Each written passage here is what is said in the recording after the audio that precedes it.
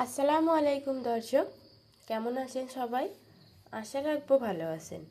আল্লাহ তাআলার রহমতে আমরাও ভালো আছি। আজকের আয়োজনে আমি শেয়ার করব আমার মেয়ের সকালের 7 দিনের 7টা ব্রেকফাস্ট রেসিপি। তো আশা করি ব্রেকফাস্টগুলো তোমার ভালো লাগবে, আর যদি কোথাও ভালো লাগে থাকে আমার চ্যানেলটি সাবস্ক্রাইব করে আমার পাশে থাকবেন। আমরা মায়েরা সকালবেলা উঠেই চিন্তা করি বেবিকে কি সকালের খাবার দেব, কি দুপুরে খাওয়াবো। তো তোমাদের চিন্তা মুক্ত করতেই আজকে নিয়ে এসেছি সোমবার ব্রেকফাস্ট রেসিপি নিয়ে। আমরা অনেক সময় মায়েরা চিন্তা করতে যখন পাই না কোনো কিছু খুঁজে, তখন আমরা কি করি, একই খাবার বেবিদেরকে বারবার দেই। এই একই খাবার বেবিরা বারবার খেতে খেতে একঘেয়েমি হয়ে যায়, তখন তারা কিন্তু খাবার চায় না বা খাবার নিয়ে অনেকটাই বায়না করে।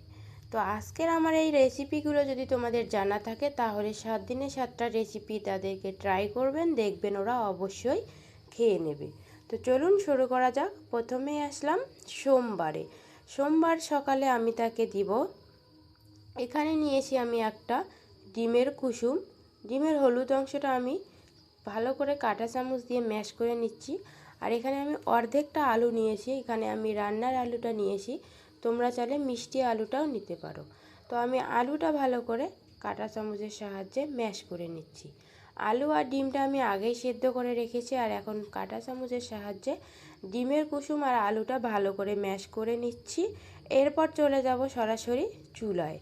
বন্ধুরা, ডিমের কুসুমেও কিন্তু ফ্যাট থাকে আর আলুতেও কিন্তু ফ্যাট থাকে। এই খাবারগুলো কিন্তু খাওয়ালে অবশ্যই বেবিরা দ্রুত মোটা হবে। তো এখন আমি চুলাতে দিয়ে দিচ্ছি 1 চামচ পরিমাণে ঘি। তোমরা চাইলে এখানে বাটারও ব্যবহার করতে পারো। ঘি অথবা বাটারে কিন্তু থাকে গুড ফ্যাট, যা বেবিদেরকে দ্রুত ওজন বাড়াতে অনেকটাই সাহায্য করে এবং মেধা বিকাশেও অনেকটা সহায়তা করে। তো এরপরে আমি বাজারের কেনা 2 চামচের মতো সুজি দিলাম, আর সুজিটা হালকা একটু ভেজে নিয়ে সঙ্গে সঙ্গে দিয়ে দিলাম ম্যাশ করে নেওয়া আলু আর ডিমের কুসুম। আলু আর ডিমের কুসুম দিয়ে কিন্তু আমি একবার ভালো করে 1 মিনিটের মতো হালকাভাবে নেড়ে নেব। এই পর্যায়ে কিন্তু আমি গ্যাসের আঁচটা একদম লোতে রেখেছি। গ্যাসের আঁচটা হাই করে দিলে কিন্তু খাবারগুলো একদম পুড়ে যাবে। তো হালকা করে আমার ভেজে নেওয়া হয়ে গেল। এখন যদি তোমরা এই খাবারটা 1 বছরের নিচের বাচ্চাদের জন্য খাবারটা বানাও, তাহলে কিন্তু দুধ দিয়ে খাবারটা করবে না, এই দুধের পরিবর্তে দিয়ে দেবে পানি। আমি যেহেতু 1 বছরের উপরের বাচ্চাদের জন্য খাবার বানাচ্ছি, তাই আমি এখানে গরুর দুধটা দিয়েই খাবারটা বানিয়ে নিচ্ছি। আর এখানে একটু মিষ্টি হওয়ার জন্য দিয়ে দিলাম 1 টুকরো তাল মিছরি। তোমরা এখানে আখের গুড়টাও দিতে পারো বা লাল চিনিটাও দিতে পারো। আমি এখনও এখানে 1 চামচ বাদাম গুঁড়ো দিব। এই বাদাম গুঁড়োটা আমি আগেই করে রেখেছি, যদি তোমাদের লাগে কেউ দেখতে চাও তাহলে আমাকে অবশ্যই কমেন্টে জানিও, আমি কমেন্টে লিঙ্কটা দিয়ে দিব বাদাম গুঁড়োর রেসিপি। তোমরা এই বাদাম গুঁড়োর রেসিপিটা দেখেও কিন্তু বাদামটা গুঁড়ো করে বাড়িতে সংরক্ষণ করে রাখতে পারো। তো দেখো, আমার মেয়ে যেরকম ঘনত্ব খেতে পারে আমি সেই ঘনত্ব বুঝে নামিয়ে নিয়েছি। এখন তোমরা তোমাদের বাচ্চার ঘনত্ব বুঝে বাড়িয়ে বা কমিয়ে নিতে পারো। কেউ একটু শক্ত খাবার খেতে পছন্দ করে, কেউ একটু পাতলা খাবার খেতে পছন্দ করে। তো আমি এই পর্যায়ে নামিয়ে নিয়েছি, আর এখন এটা আমি আমার মেয়েকে সার্ভ করব। তোমাদেরকে দেখিয়ে দিচ্ছি ও কতটা মজা করে খাচ্ছে। ও কিন্তু খাবার খায় না বলে বায়না করে, কিন্তু তবুও ও শেষ পর্যন্ত খেয়ে নেয়। আর ও খেতে বসলে একটাই ডিমান্ড ওর, যে সবাইকে হাততালি দিতে হবে। ও নিজেও হাততালি দেবে, ওর আশেপাশে যা থাকবে সবাইকে হাততালি দিতে হবে। দেখো, খাবে না বলে বায়না করছে, কিন্তু অবশ্যই খাবারটা পুরোটা খেয়ে শেষ করেছে। তো এরপর আমরা চলে যাচ্ছি দ্বিতীয় রেসিপি, মানে মঙ্গলবার। মঙ্গলবার সকালবেলা উঠে আমি আমার মেয়েকে দিব একটা ডিম। প্রথমে আমি ডিমটা ভালোভাবে ফেটিয়ে নিচ্ছি, এরপর আমি ডিমটা একটা বড় বাটিতে ট্রান্সফার করে নিচ্ছি। এই বড় বাটিতে আমি ট্রান্সফার করলাম এই কারণে, ছোট বাটিতে আমার সব কিছু একসঙ্গে মিশ্রণটা হবে না। তো এবার ডিমটা আমি ভালোভাবে ফেটিয়ে নিচ্ছি, আর ডিমটা খুব সুন্দরভাবে কিন্তু ফেটিয়ে নিতে হবে। ডিমকে ডক্টররা সুপারফুড বলে থাকে, তাই ডিমটাকে আমরা প্রতিদিন বাচ্চার খাদ্য তালিকায় একটা করে দিতে পারি। তো এবার ডিমটা ভালো করে ফেটিয়ে নিয়ে এরপর দিয়ে দিলাম গরুর দুধ। 1 কাপ পরিমাণে গরুর দুধ দিলাম। গরুর দুধটা কিন্তু আমি আগের থেকে গরম করে দেন ঠান্ডা করে নিয়েছি। দুধ এবং ডিমটা ভালোভাবে মিশিয়ে গেলে এখানে দেব ডিমের যে একটা বাজে গন্ধ আছে, সেই গন্ধটাকে দূর করতে একটা এলাচ। এলাচ দেওয়ার পরেও কিন্তু ভালো করে এই ডিমের সঙ্গে এলাচটাকে ফেটিয়ে নিতে হবে, ডিমের বাজে গন্ধটাকে দূর করতে হবে। এরপর আমি ডিমের মধ্যে দিয়ে দেব 2 টেবিল চামচ ওটস। আমি এখানে সাফোলা ওটসটা নিয়েছি, তোমরা যে কোনো ওটসটাই নিতে পারো। তো এরপর দেব আমি একটুখানি তাল মিছরি, তোমরা চাইলে এখানে আখের গুড় বা লাল চিনিটাও দিতে পারো। আমি তাল মিছরিটাই দেব, তবে 1 বছর নিচে বাচ্চাদের কিন্তু চিনিটা দেবেন না। ডক্টররা কিন্তু 1 বছরের নিচের বাচ্চাদেরকে দুধ, তারপর পুরো ডিম, চিনি এগুলো কিন্তু খেতে বারণ করে। তো ডিমের কুসুমটা দিতে পারো 8 মাসি বাচ্চাদের জন্য, কিন্তু পুরো ডিমটা দেওয়া যায় না। তো এরপর আমি দেখো দুধ দেওয়ার পরেও আমার মনে হচ্ছে যে খাবারটা আর একটুখানি পাতলা করা উচিত, তাই 1 কাপ পরিমাণে পানি দিলাম। এখন চলে যাচ্ছি চুলাতে। চুলায় গিয়ে আমি এখন এই মিশ্রণটা ঢেলে দেব আর এটাকে অনবরত নাড়তে থাকবো।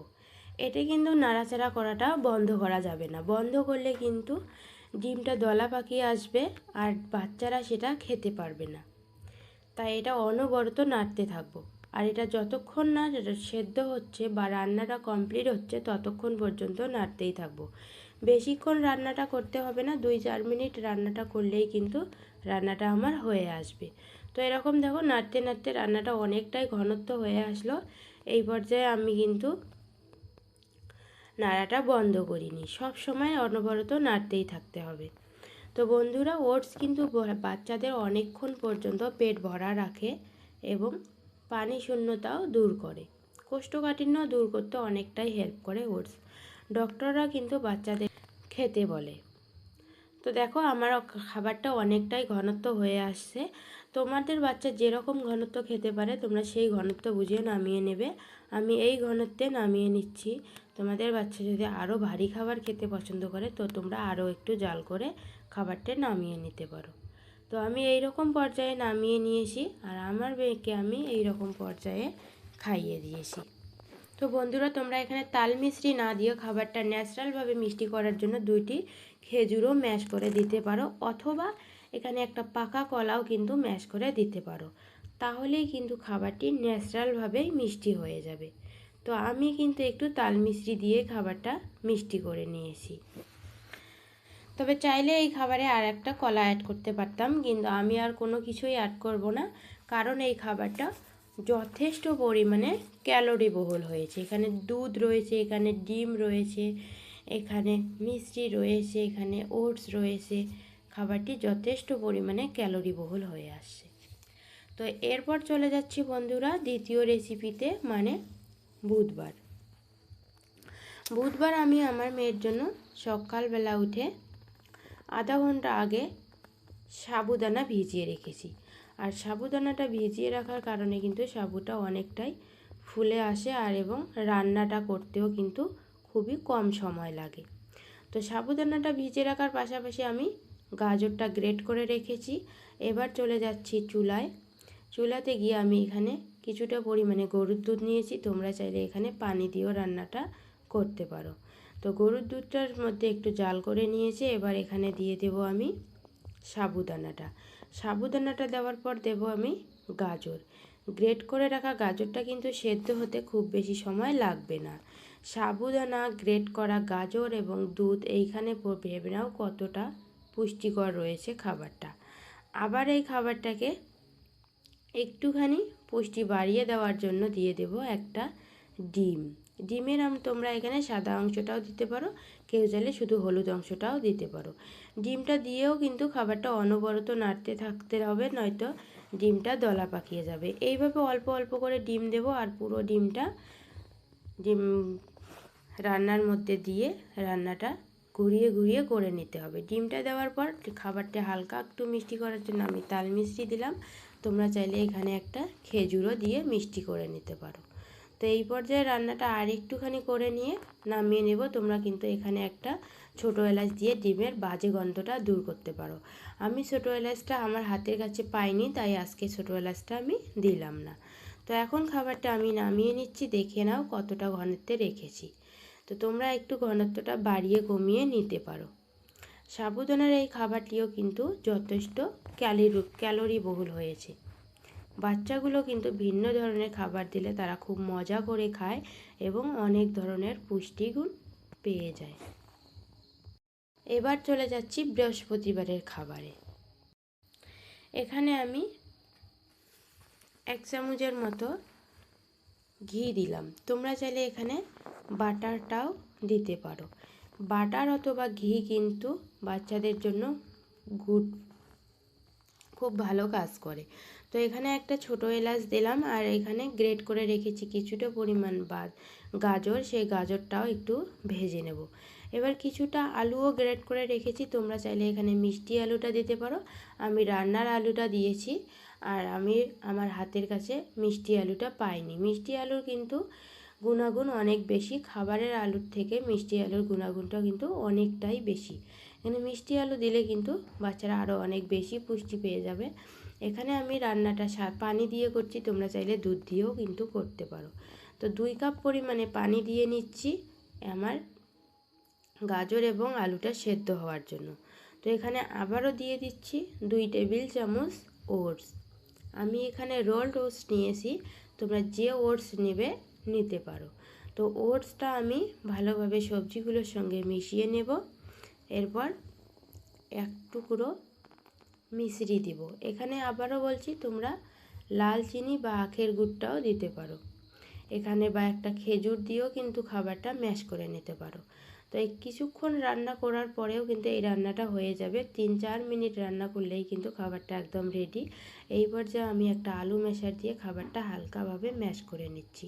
তোমাদের বাচ্চা যদি দানাদার খাবার খেতে পারে তো তোমরা এই পর্যায়ে নামিয়ে নেবে, আর যদি ম্যাশ করে খেতে চাও একটা আলু ম্যাশার বা অথবা একটা গ্লাস দিয়েও কিন্তু ম্যাশ করে খাবারটি বাচ্চাদেরকে খাইয়ে দিতে পারো। আমি এই খাবারটা আমার মেয়েকে আজকে সকালবেলা দিয়েছি, ও খুব ভীষণ মজা করে খেয়েছে খাবারটা। একটা ভালো স্মেল আসার জন্য যে আমি ছোটো এলাচটা দিয়েছি, সেই এলাচটা কিন্তু তুলে ফেলে দেব। এটা কিন্তু নিয়ে বাচ্চাকে খাইয়ে দেবেন না, বাচ্চার মুখে এটা চলে গেলে কিন্তু বাচ্চা সেটা খেতে পারবে না বা হজম করতে পারবে না। তো এই পর্যায়ে আমি আমার মেয়েকে এই খাবারটা দিয়েছি। এবার চলে যাচ্ছি পরের রেসিপিতে।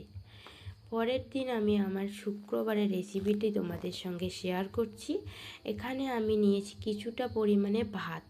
তোমরা কিন্তু এখানে চাল দিয়েও রান্নাটা করতে পারো। আমার হাতে সময় কম ছিল তাই আমি ভাতটা নিয়েছি। তোমরা এখানে ভাতের চালটাও নিতে পারো বা পোলাওয়ের চালটাও নিতে পারো। তো আমি 1 বাটি পরিমাণে ভাত নিয়েছি, আর এখানে নিয়েছি কিছুটা পরিমাণে গাজর আর ভাতটা আমি সেদ্ধ হওয়ার জন্য আর একটু পরিমাণে পানি দিয়ে নেব। আর এখানে দিয়ে দেব কিছুটা পরিমাণে খেজুরগুলো আমি আগের থেকে বিচি ছাড়িয়ে নিয়েছি, এবং খেজুরের যে উপরের খোসাটা আছে সেটাও আমি ছাড়িয়ে নিয়েছি। ভালো করে এটাকে সেদ্ধ করার জন্য ঢাকনা দিয়ে ঢেকে রাখবো।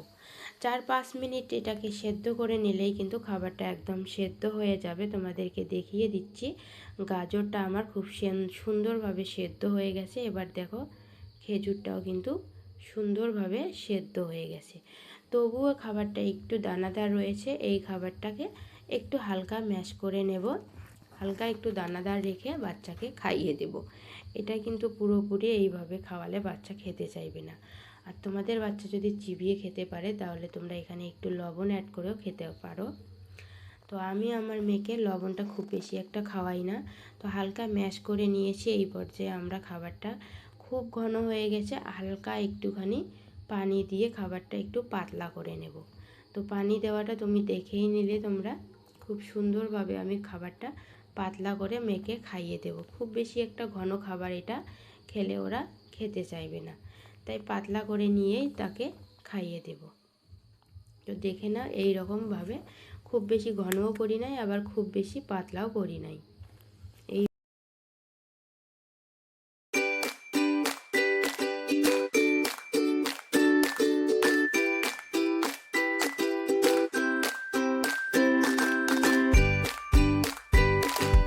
এবার চলে যাচ্ছি পরের রেসিপি, মানে শনিবারে আমি আমার মেয়েকে দেবো। এখানে দেখো 1 চামচ পরিমাণে ঘি নিয়েছি। তোমরা এখানে বাটার দিয়েও কিন্তু রান্নাটা করতে পারো। তো আমি ঘি নিয়েই রান্নাটা করছি। ঘি অথবা বাটারে কিন্তু গুড ফ্যাট রয়েছে। অবশ্যই বাচ্চাদের খাদ্য তালিকায় ঘি অ্যাড করবেন অথবা বাটার অ্যাড করবেন, অথবা কেউ চাইলে দুটোই অ্যাড করতে পারেন, কোনো সমস্যা নাই তাতে। তো এবার আমি ওখানে দেব কিছুটা পরিমাণে গাজর। আমি গাজরটা আগের থেকে গ্রেট করে রেখেছি, আর এই গাজরটা দিয়ে হালকা একটু ঘিয়ের সঙ্গে ভেজে নেব।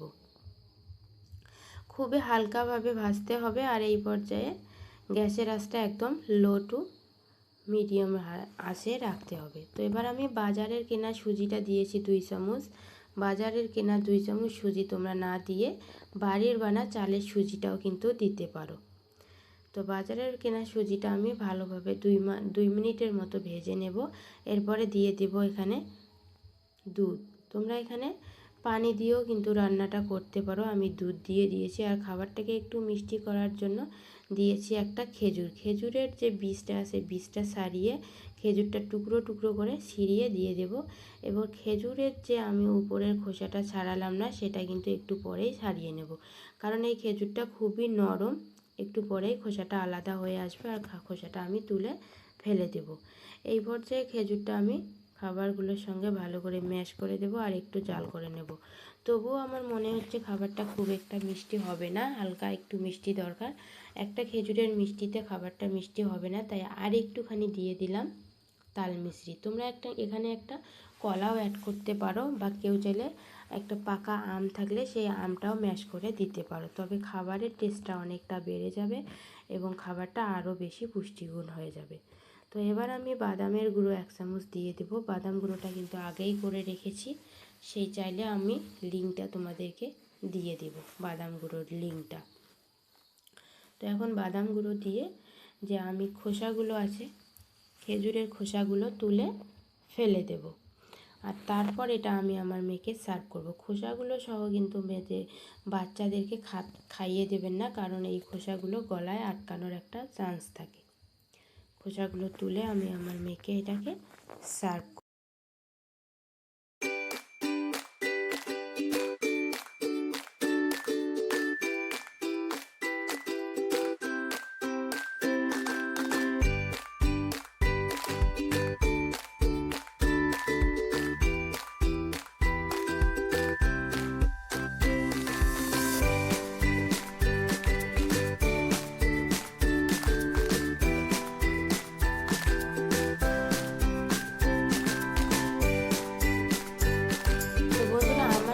খাওয়াচ্ছি সেই ভিডিওগুলো সব কিছুই দেখালাম না, কারণ সব খাওয়ার ভিডিও দেখাতে গেলে ভিডিওটা অনেক বড় হয়ে যায়, তাই শুধু রেসিপিগুলো দেখিয়ে দিচ্ছি। এবার চলে আসলাম রবিবারে আমি দেখো একটা খেজুর আর একটা কাজু বাদাম ভিজিয়ে রাখবো। কিছুক্ষণ ভিজিয়ে রাখলে কি হবে, এটা ব্লেন্ডারে দিয়ে ব্লেন্ড করতে খুব সহজভাবেই ব্লেন্ড হয়ে যায়। এদিকে আমি বাজারের কেনা 2 চামচ মতো সুজি ভিজিয়ে রাখবো। আমি এখানে সাদা চিড়েটা নিয়েছি, তোমরা চাইলে লাল চিড়েটাও নিতে পারো, কারণ সাদা চিড়ের থেকে লাল চিড়ার গুণাগুণটা অনেক বেশি। চিড়াটা আমি 2 থেকে 3 বার পানি পাল্টে পাল্টে ধুয়ে ঢাকনা দিয়ে ঢেকে রাখবো।